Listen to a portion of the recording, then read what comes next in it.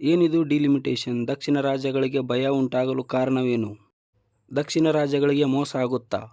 ನಮಸ್ಕಾರಗಳು ಸ್ನೇಹಿತರೆ, ಟಾಪ್ ನ್ಯೂಸ್ಗೆ ತಮಗೆಲ್ಲರಿಗೂ ಪ್ರೀತಿಯ ಸ್ವಾಗತ. ಇನ್ನು ಯಾರೆಲ್ಲ ನಮ್ಮ ಚಾನಲ್ನ ಸಬ್ಸ್ಕ್ರೈಬ್ ಮಾಡ್ಕೊಂಡಿಲ್ಲ, ಬೇಗ ಸಬ್ಸ್ಕ್ರೈಬ್ ಮಾಡ್ಕೊಳ್ಳಿ. ಅದೇ ರೀತಿಯಾಗಿ ಬೆಲ್ ಗಂಟೆಯನ್ನು ಹೊಡ್ರಿ ಅಂತ ಹೇಳ್ಕೊಂಡು ಇದೀಗ ನ್ಯೂಸ್ಗೆ ಹೋಗೋಣ ಸ್ನೇಹಿತರೆ. 2026ರಲ್ಲಿ ನಮ್ಮ ಅಮಿತ್ ಶಾ ಅವರು ಏನು ಹೇಳ್ತಾ ಇದ್ದಾರೆ, ಡಿಲಿಮಿಟೇಷನ್ನ ನಾವು ಮಾಡೇ ತೀರ್ತೀವಿ ಅಂತ ಹೇಳ್ಕೊಂಡು ಈಗ ಹೇಳಾಕತ್ತಾರ. ಮೇನಾಗಿ ನಾವೀಗ ನೋಡೋಣ ಡಿಲಿಮಿಟೇಷನ್ ಅಂದರೆ ಏನು ಅಂತ ಹೇಳ್ಕೊಂಡು.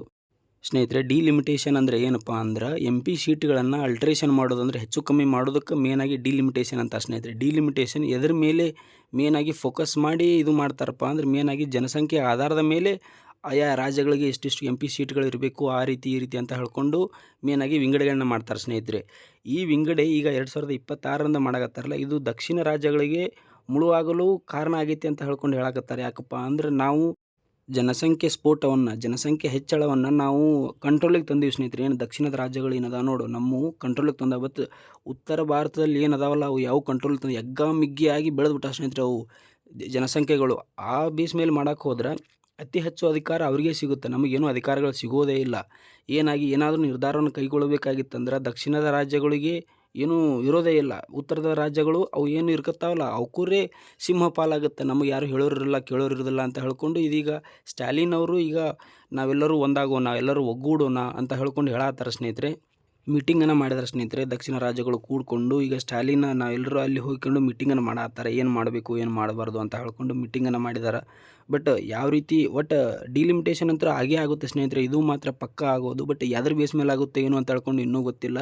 ಬಟ್ ಆದರೆ ಮಾತ್ರ ನಮಗೆ ತುಂಬ ಜನಸಂಖ್ಯೆ ಆಧಾರದ ಮೇಲೆ ಆದರೆ ತುಂಬಾ ಹೊಡೆತ ಬೀಳುತ್ತೆ ಸ್ನೇಹಿತರೆ. ಇದು ಕೂಡ ನಮ್ಗೆ ಡಿಲಿಮಿಟೇಷನ್ ನಮ್ಗೆ ಯಾಕೆ ಇಷ್ಟು ಭಯ ಹುಡ್ಸೈತಪ್ಪ ಅಂದ್ರೆ ಸ್ನೇಹಿತರೆ, ಈ ಹಿಂದೆ ನಮಗೆ ಏನದು ಕೇಂದ್ರದಲ್ಲಿ ನಮ್ಮ ಅಧಿಕಾರ ಎಷ್ಟು ಪರ್ಸೆಂಟೇಜ್ ಇತ್ತಪ್ಪ ಅಂದ್ರೆ 24% ಇತ್ತು ಸ್ನೇಹಿತರೆ. ಕೇವಲ 24%. ನಮಗೆ ಗೊತ್ತಿರ್ಬೋದು, ನಮ್ಮಲ್ಲಿ ಯಾರು ಅಷ್ಟು ಪ್ರಧಾನಮಂತ್ರಿಗಳು ಯಾರಾದರೂ ಸ್ನೇಹಿತರೆ ಗೊತ್ತಿರ್ಬೋದು ನಮಗೆ, ಯಾರು ಅಷ್ಟು ಹೇಳ್ಕೊಳ್ಳೋರಂಥ ಪ್ರಧಾನಮಂತ್ರಿಗಳು ಇಲ್ಲೇ ಇಲ್ಲ ನಮ್ಮ ಕಡೆ ಅಂತ. ಇರೋದೆಲ್ಲ ಆ ಕಡೆ ನಿಂತ್ರನೇ ಇದ್ದಾರೆ.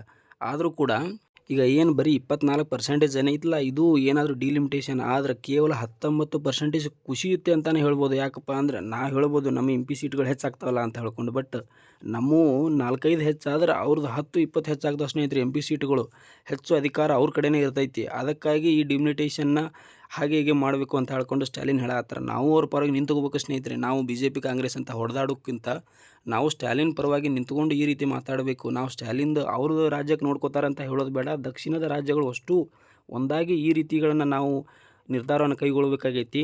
ಈ ಡಿಲಿಮಿಟೇಷನ್ ಯಾವಾಗ ಏನೇನು ಆಯಿತು ಅಂತ ಹೇಳಿ ನೋಡೋದಾದ್ರೆ ಸ್ನೇಹಿತರೆ, ಈಗ MP ಸೀಟ್ಗಳು ಎಷ್ಟೆಷ್ಟು ಅದಾವೆ, ಯಾವ ರಾಜ್ಯದಲ್ಲಿ ಎಷ್ಟೆಷ್ಟು ಅವುಗಳ ಪಾಲೈತಿ ಅಂತ ಹೇಳಿ ನೋಡೋದಾದ್ರೆ, ಅಂದ್ರೆ ಡಿಲಿಮಿಟೇಷನ್ ಆದರೆ ಎಷ್ಟು ಇದು ಇರ್ತಾವೆ MP ಸೀಟ್ಗಳು ಇರ್ತಾವೆ ಅನ್ನೋದಾದ್ರೆ ಸ್ನೇಹಿತರೆ, ಮೊದಲನೇದಾಗಿ ನಾವು ಕರ್ನಾಟಕವನ್ನು ನೋಡೋಣ. ಕರ್ನಾಟಕ ಅಂದರೆ ದಕ್ಷಿಣ ರಾಜ್ಯಗಳನ್ನು ನೋಡ್ತಾ ಹೋಗೋಣ. ಕರ್ನಾಟಕದಲ್ಲಿ ಈಗ ಇರುವಂಥ MP ಸೀಟ್ 28 ಸ್ನೇಹಿತರೆ. ಒಂದು ವೇಳೆ ಡಿಲಿಮಿಟೇಷನ್ ಆದರೆ 36 ಸೀಟ್ಗಳಾಗ್ತಾವೆ, 8 ಸೀಟ್ಗಳು ಹೆಚ್ಚಾಗ್ತಾವೆ. ನೋಡಿ, ನಾ ಆಗಲೇ ಹೇಳಿದಾಗೆ 8 ಸೀಟ್ ಹೆಚ್ಚಾದವು. ಇನ್ನು ತೆಲಂಗಾಣದಲ್ಲಿ 17 ಅದಾವೆ. ಈಗ ಒಂದು ವೇಳೆ ಆದರೆ 20 ಸೀಟ್ಗಳಾಗ್ತಾವೆ ಸ್ನೇಹಿತರೆ. ಇನ್ನು ಆಂಧ್ರ ಪ್ರದೇಶದಲ್ಲಿ 25 ಇದ್ದಾವೆ, ಇವು 28 ಆಗ್ತಾವೆ. ಇನ್ನು ತಮಿಳುನಾಡಲ್ಲಿ 39 ಸೀಟ್ಗಳಿದ್ದಾವೆ, ಇವು 41 ಸೀಟುಗಳಾಗುವಂಥ ಸಾಧ್ಯತೆಗಳಿದಾವೆ. ಇನ್ನು ಕೇರಳದಲ್ಲಿ 20 ಸೀಟ್ ಇದಾವೆ. ಡಿಲಿಮಿಟೇಷನ್ ಆದರೆ 19 ಸೀಟ್, ಒಂದು ಸೀಟ್ ಕುಸಿಯುತ್ತೆ ನೋಡಿ ಸ್ನೇಹಿತರೆ. ಅತ್ಯಂತ ಕಠಿಣವಾಗಿ ಏನು ಜನಸಂಖ್ಯಾ ಸ್ಫೋಟವನ್ನು ಕಂಟ್ರೋಲ್ ಮಾಡಿದಂತಹ ಕೇರಳಕ್ಕೆ ಈಗ ಹೊಡೆತನ ಐತಿ. ಮೇನಾಗಿ ನಮ್ಮ ದಕ್ಷಿಣ ರಾಜ್ಯಗಳು ನಾವು ಜನಸಂಖ್ಯೆ ಸ್ಫೋಟವನ್ನು ಕಮ್ಮಿ ಮಾಡಿದೇವಲ್ಲ, ಕಮ್ಮಿ ಮಾಡಿದೆ ನಮಗೆ ಈಗ ದೊಡ್ಡ ಹೊಡೆತವನ್ನು ಆಗೈತೆ ಸ್ನೇಹಿತರೆ. ಕಮ್ಮಿ ಮಾಡಿದ್ದಕ್ಕೂ ಒಂದು ಇದು, ಆದರೆ ಇದೇ ಹೊಡೆತವಾಗಿ ಈಗ ನಮಗೆ ಮಾರಕವಾಗಿ ಕಾಡಾಕತ್ತೈತಿ. ಯಾವ ರೀತಿ ನೋಡಿ, ಇವು ಎಲ್ಲವನ್ನು ಕೂಡಿಸ್ಕೊಂಡ್ರೆ ಟೋಟಲ್ ಆಗಿ 144 ನಮ್ಮ ಸೀಟ್ಗಳಾಗ್ತವೆ ಸ್ನೇಹಿತರೆ. ಕೇವಲ 144 ಸೀಟ್ಗಳಾಗ್ತಾವೆ. ಇನ್ನು ಇದನ್ನು ಮೇನಾಗಿ ಎದ್ರ ಬೇಸಿಸ್ ಮೇಲೆ ಮಾಡಕತ್ತಾರಪ್ಪ ಅಂದ್ರೆ, ಒಂದು MP seat is equal to 20 ಲಕ್ಷದ ಮೇಲೆ ಹೆಚ್ಚು ಕಮ್ಮಿ ಮಾಡ್ಬೋದು. 20 ಲಕ್ಷ ಅಂದರೆ ಇದು ಏನು ರಿಸರ್ಚರ್ಗಳನ್ನು ಇದು ಮಾಡ್ಕೊಂಡು ಮಾಡಿದ್ರೆ ಸ್ನೇಹಿತರೆ, ಎಕ್ಸಾಕ್ಟಾಗಿ ಇಷ್ಟೇ ಅಂತ ಹೇಳಕ್ಕೆ ಬರೋಂಗಿಲ್ಲ. ಒಂದು ವೇಳೆ ಒಂದು seat is equal to 20 lakh seat ಮಾಡಿದರೆ ಈ ರೀತಿ ಆಗುತ್ತೆ ಅಂತ ಹೇಳಿದ್ದಾರೆ. 20 ಲಕ್ಷ ಜನಸಂಖ್ಯೆಯನ್ನು ಆಧಾರದ ಮೇಲೆ ನಮ್ಮ ದಕ್ಷಿಣದ ರಾಜ್ಯದ ಎಷ್ಟು ಪಾಲಾಗುತ್ತಪ್ಪ ಅಂದರೆ ಕೇವಲ 144 ಸೀಟುಗಳಾಗ್ತವೆ ಸ್ನೇಹಿತರೆ. ಇನ್ನು ನಮ್ಮ ಏನದು ಉತ್ತರ ಭಾರತಕ್ಕೆ ನಾವು ಹೋಗೋದಾದ್ರೆ, ಈಗ ಉತ್ತರ ಪ್ರದೇಶದ್ದು ಎಷ್ಟು ಸೀಟ್ ಅದಾವೆ ಅಂದ್ರೆ ಸ್ನೇಹಿತರೆ, ಈಗ ನೋಡಿ, ಬರೀ 80 ಸೀಟ್ಗಳದಾವೆ. ಇನ್ನು ಡಿಲಿಮಿಟೇಷನ್ ಆದರೆ 128 ಸೀಟ್ಗಳಾಗ್ತಾವೆ. ಎಲ್ಲಿಂದ ಎಲ್ಲಿಗೆ ನೋಡಿ, 128. ಇನ್ನು ಬಿಹಾರದ್ದು 40 ಇದ್ದಾವೆ, 70 ಸೀಟುಗಳು ಆಗುವಂಥ ಸಾಧ್ಯತೆಗಳದಾವೆ. ಇನ್ನು ಮಧ್ಯಪ್ರದೇಶ್ 29 ಇದ್ದಾವೆ, 47 ಆಗುವಂಥ ಸಾಧ್ಯತೆಗಳದಾವೆ. ಇನ್ನು ಮಹಾರಾಷ್ಟ್ರ ಸ್ನೇಹಿತರೆ 48 ಇದ್ದಾವೆ, 68 ಆಗುವಂಥ ಸಾಧ್ಯತೆಗಳದಾವೆ. ಇನ್ನು ರಾಜಸ್ಥಾನ್ 25, 44 ಆಗುವಂಥ ಸಾಧ್ಯತೆಗಳದಾವೆ ಸ್ನೇಹಿತರೆ. ಇವು ಏನು 5 ರಾಜ್ಯಗಳದಾವಲ್ಲ, 5 ರಾಜ್ಯಗಳನ್ನು ಅಷ್ಟು ಕೂಡಿಸ್ಕೊಂಡ್ರೆ 357 ಸೀಟುಗಳಾಗ್ತವೆ ಸ್ನೇಹಿತರೆ. ಇವು 357 ನಮಗೆ ಒಂದು ವೇಳೆ ಇದು ಆದ್ರೆ ಡಿಲಿಮಿಟೇಷನ್ ಆದರೆ ಟೋಟಲಾಗಿ ಅಜ್ಮಾಸ್ ಎಷ್ಟು ಸೀಟುಗಳು ಬೇಕಾಗ್ತಾವಂದ್ರೆ ಈಗಿರೋದು 543, ಡಿಲಿಮಿಟೇಷನ್ ಆದ್ರೆ ಹೆಚ್ಚು ಕಮ್ಮಿ 753 MP ಗಳು ಆಗುವಂಥ ಸಾಧ್ಯತೆಗಳದಾವೆ ಸ್ನೇಹಿತರೆ.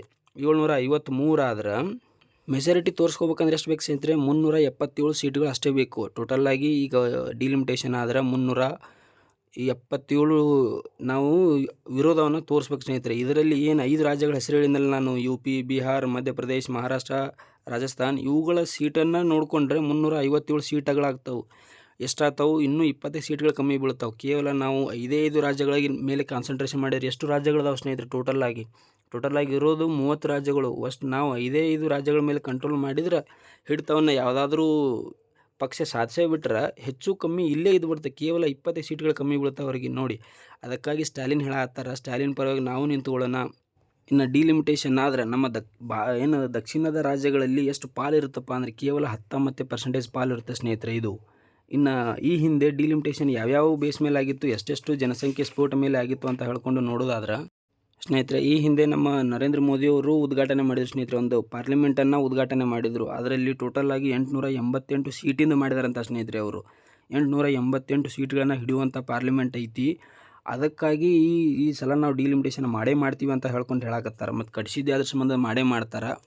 ಈ ಹಿಂದೆಂದು ನೋಡೋದಾದ್ರೆ ಸ್ನೇಹಿತರೆ, 1951ರಲ್ಲಿ ಏನು ಸೆನ್ಸಸ್ ಆಯ್ತು ನೋಡಿ, ಜನಗಣತಿ ಆದ ನಂತರ 53ರಲ್ಲಿ ಇದು ಮಾಡಿದ ಸ್ನೇಹಿತರೆ, MP ಸೀಟ್ಗಳನ್ನು ಹಂಚಿಕೊಂಡ್ರು. ಎಷ್ಟು ಹಂಚಿಕೊಂಡ್ರಪ್ಪ, ಎಷ್ಟು ಜನಸಂಖ್ಯೆ ಆಧಾರದ ಮೇಲೆ ಮಾಡಿದ್ರಪ್ಪ ಅಂದ್ರೆ ಇದು ಕೇವಲ 7.3 ಲಕ್ಷ ಹೆಚ್ಚು ಕಮ್ಮಿ ಜನಸಂಖ್ಯೆ ಆಧಾರದ ಮೇಲೆ ಮಾಡಿದ ಸ್ನೇಹಿತರೆ. ಇದರಲ್ಲಿ ಆವಾಗ ಎಷ್ಟು ಸೀಟ್ಗಳಿದ್ದಪ್ಪ ಅಂದ್ರೆ ಇದು ಪಾರ್ಲಿಮೆಂಟ್ನಲ್ಲಿ 494 ಸೀಟುಗಳು ಅಷ್ಟೇ ಇದ್ದು ಸ್ನೇಹಿತರೆ. ಅದು ಆದ ನಂತರ ಅಂದರೆ ಪ್ರತಿ ಸಲನೂ ಯಾವುದಾದ್ರು ಜನಗಣತಿ ಆಗುತ್ತಾ ಆ ನಂತರನೇ ಮಾಡಬೇಕು ಅಂತ ಹೇಳ್ಕೊಂಡಿತ್ತು. ಅದು ಆದ ನಂತರ 1961ರಲ್ಲಿ ಮತ್ತೆ ಜನಗಣತಿ ಶುರು ಆಯಿತು. ಅದು ಆದ ನಂತರ ಮತ್ತೆ ಏನದು ಹೆಚ್ಚು ಕಮ್ಮಿ ಡಿಲಿಮಿಟೇಷನ್ ಮಾಡಬೇಕಾಗತ್ತೆ ಬಂತಲ್ಲ. ಇದರಲ್ಲಿ ಎಷ್ಟು ಜನಸಂಖ್ಯೆ ಹಿಡಿದ್ರಪ್ಪ ಅಂದ್ರೆ 8 ಲಕ್ಷದ ಸಮಥಿಂಗ್ ಹಿಡಿದ್ರು ಸ್ನೇಹಿತರೆ. 8.4 ಏನೋ ಇದೆ. ಅದರಲ್ಲಿ ಎಷ್ಟು ಸೀಟುಗಳನ್ನು ಮತ್ತೆ ಎಕ್ಸ್ಟ್ರಾ ಮಾಡಿದರು ಏನಂತ ನೋಡಿದ್ರೆ ಟೋಟಲಾಗಿ 522 ಸೀಟುಗಳಾದವು ಇಲ್ಲಿ 1961ರಲ್ಲಿ. ಅದು ಆದ ನಂತರ ಮತ್ತೆ 1971ರಲ್ಲಿ ಮತ್ತೆ ಇದು ಆಯಿತು ಸ್ನೇಹಿತರೆ. ಅದು ಆದ ನಂತರ ಇಂದಿರಾ ಗಾಂಧಿಯವರು ಇದ್ದಾಗ ಟೋಟಲಾಗಿ ಮತ್ತೆ ಇದು ಮಾಡಿದಾಗ 1973ರಲ್ಲಿ 543 ಸೀಟುಗಳಂತ ಹೇಳಿ ನಿಗದಿ ಮಾಡಿದರು. ಇದು ಆದ ನಂತರ ಅವರು ಗೊತ್ತಿರ್ಬೋದು ನಮ್ಗೆ ಎಮರ್ಜೆನ್ಸಿಯನ್ನು ತಂದರು. ಅದು ಆದ ನಂತರ 25 ವರ್ಷಗಳ ಕಾಲ ಮುಂದೆ ಹಾಕ್ತೀನಿ ಅಂತ ಹೇಳ್ಕೊಂಡ್ರು. ಯಾಕಪ್ಪ ಅಂದ್ರೆ ನಮ್ಮ ದಕ್ಷಿಣದ ರಾಜ್ಯಗಳು ನಮ್ಮ ಉತ್ತರದ ರಾಜ್ಯಗಳಲ್ಲಿ ಹೇರಾಪೇರಿ ಇದೆ ಜನಸಂಖ್ಯೆ ಸ್ಫೋಟ ಅಂತ ಹೇಳ್ಕೊಂಡು ಎಮರ್ಜೆನ್ಸಿಯನ್ನು ಹೇರಿ 25 ವರ್ಷಗಳ ಕಾಲ ಮುಂದೆ ಹಾಕಿದರು. ಯಾವಾಗ 2021ಕ್ಕೆ ಮಾಡಬೇಕಂತ ಹೇಳ್ಕೊಂಡು ಮುಂದೆ ಹಾಕಿದ ನಂತರ 2021ರಲ್ಲಿ ಅಟಲ್ ಬಿಹಾರಿ ವಾಜಪೇಯಿ ಅವರು ಬಂದರು ಸ್ನೇಹಿತರೆ. ಆವಾಗ ಅವರು ಮಾಡಬೇಕಂತ ನೋಡಿದರು. ಬಟ್ ಅವಾಗೂ ಜನಸಂಖ್ಯೆ ಸ್ಫೋಟ ಹೇರಾಪೇರಿ ಇತ್ತು, ಕರೆಕ್ಟಾಗಿ ಇರಲಿಲ್ಲ. ಇರದೇ ಇರೋ ಕಾರಣ ಅವರು ಕೂಡ ಮುಂದೆ ಹಾಕಿದ್ರು. 25 ವರ್ಷಗಳ ಕಾಲ ಮುಂದೆ ಹಾಕಿದರು. ಟೋಟಲಾಗಿ ಎಷ್ಟಾಯ್ತು ಸ್ನೇಹಿತರೆ? ಇದು ಟೋಟಲಾಗಿ ಆಗಿದ್ದು ಅದು ಅಲ್ಲಿ 25 ಇಲ್ಲಿ 25 ಟೋಟಲಾಗಿ 50 ವರ್ಷಗಳಕ್ಕಾಯಿತು. 50 ವರ್ಷಗಳ ಆದ ನಂತರ ಇನ್ನೂ ಡಿಲಿಮಿಟೇಷನ್ ಆಗಿಲ್ಲ. ಈಗ ಆಗ್ತಿರೋದು 50 ವರ್ಷಗಳ ನಂತರ ಆಗ್ತಾ ಇರೋ ಡಿಲಿಮಿಟೇಷನ್. ಇದು ನಮ್ಮ ದಕ್ಷಿಣದ ರಾಜ್ಯಗಳಿಗೆ ಹೊಡೆತ ಕೊಡುತ್ತೆ ಅಂತ ಹೇಳ್ಕೊಂಡು ಹೇಳಕತ್ತಾರೆ. ಯಾಕಪ್ಪ ಅಂದರೆ ನಾವು ಪಾಪ್ಯುಲೇಷನ್ನ ಕಂಟ್ರೋಲ್ ಮಾಡಿದ್ದೀವಿ. ಉತ್ತರದ ಏನು ರಾಜ್ಯಗಳದ ಯಾವ ಕಂಟ್ರೋಲೇ ಮಾಡಿಲ್ಲ. ಅಲ್ಲಿ ಹೆಚ್ಚು ಇದು ಆಗಿಬಿಡುತ್ತಲ್ಲ. ಅದಕ್ಕಾಗಿ ನಮಗೀಗ ನಮ್ಮ ಸ್ಟಾಲಿನ್ ಅವರು ಹೇಳಕತ್ತಾರೆ, ಅವ್ರ ಜೊತೆ ನಾವು ನಿಂತ್ಕೊಳ್ಳೋಣ. ಸ್ನೇಹಿತರೆ, ನಿಮ್ಮ ಅನಿಸಿಕೆ ಏನು ಅಂತ ಹೇಳಿ ಕಮೆಂಟ್ ಮಾಡಿ. ಡಿಲಿಮಿಟೇಷನ್ ಆಗಬೇಕಾ ಬೇಡವಾ? ಒಂದು ವೇಳೆ ಆಗೇ ಆಗುತ್ತೆ, ಆದರೆ ಯಾವ ಬೇಸ್ ಮೇಲೆ ಆಗಬೇಕು ಅಂತ ಹೇಳ್ಕೊಂಡು ನಿಮ್ಮ ಅನಿಸಿಕೆಯನ್ನು ತಿಳಿಸಿ. ಕಾದು ನೋಡೋಣ ಏನಾಗುತ್ತೆ ಅಂತ ಹೇಳ್ಕೊಂಡು.